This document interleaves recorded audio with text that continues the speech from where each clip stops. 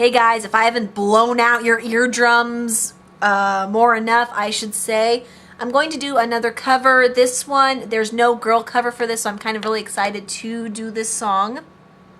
If you guys have heard of the Clockwork Quartet, I love this band so much. A steampunk band.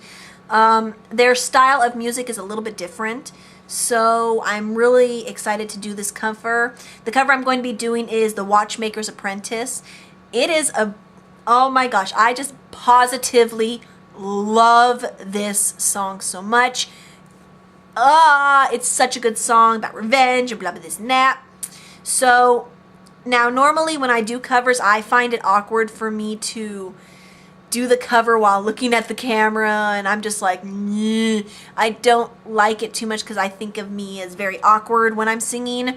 If I'm on stage and I sing, that's fine, but on camera I do get a little nervous and yeah, of that nature, so I might do just make a video of this intro and then put it in the down box or the whatever it is on Windows Movie Maker. So yeah, don't forget to comment, rate, subscribe if you haven't. It is free. You can join the randomness here on YouTube. And without further ado, I'm going to get started with the girl version of the Watchmaker's Apprentice. So it's not going to be the best quality. I'm doing it off of my camera or my computer. So yes. Okay guys, let's get started.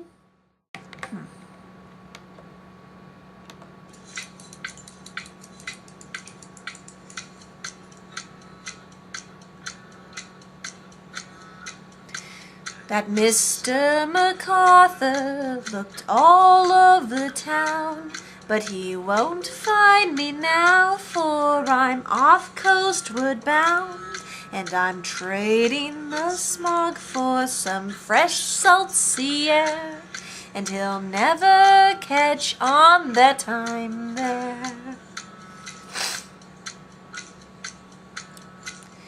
I once was his apprentice in the clock-making trade, and the miser made me work for every penny of my wage, till he found he could replace me with the clockwork machine, and he threw me right out on the street.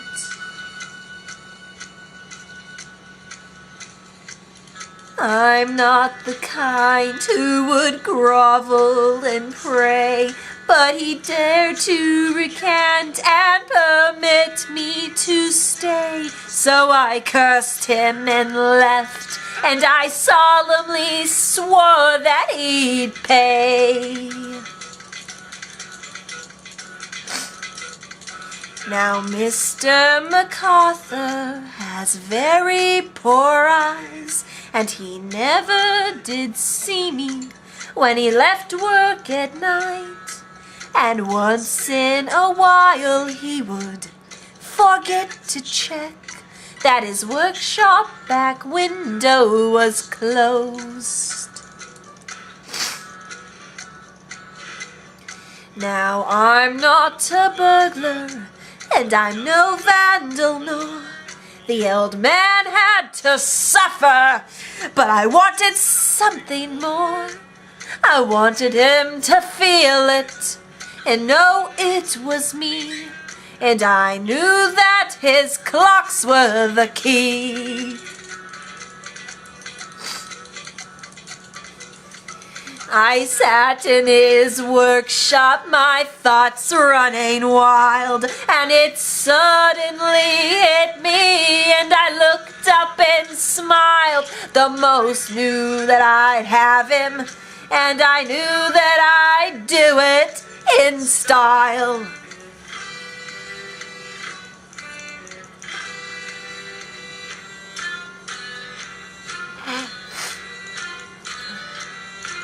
I tell you that clockwork's a powerful thing.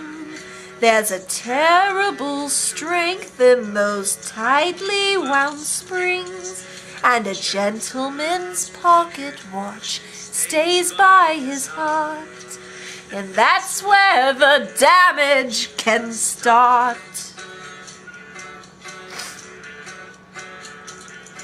Now I'm no machine, but I can work when I choose, as hands good as any when I've something to prove. So I stayed up all night among cog springs and screws, and I didn't stop till I was through.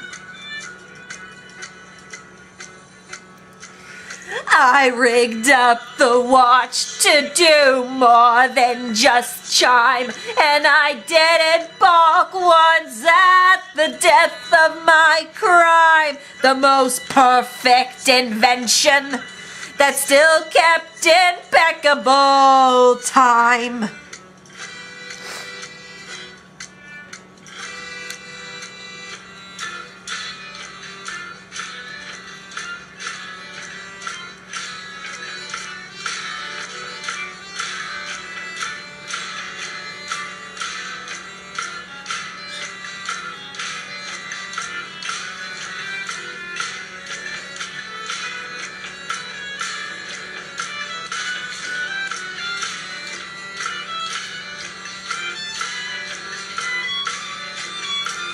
Now next week a young man stopped by in the shop, took a shine to a timepiece and paid on the spot, till he wound it and wore it, and at 6 on the dot he came to a messy and permanent stop. Now Mr. MacArthur's got blood on his hands, and he barely made bail. He's a ruined man, and surely he knows who his downfall was planned by. It's all worked out like clockwork.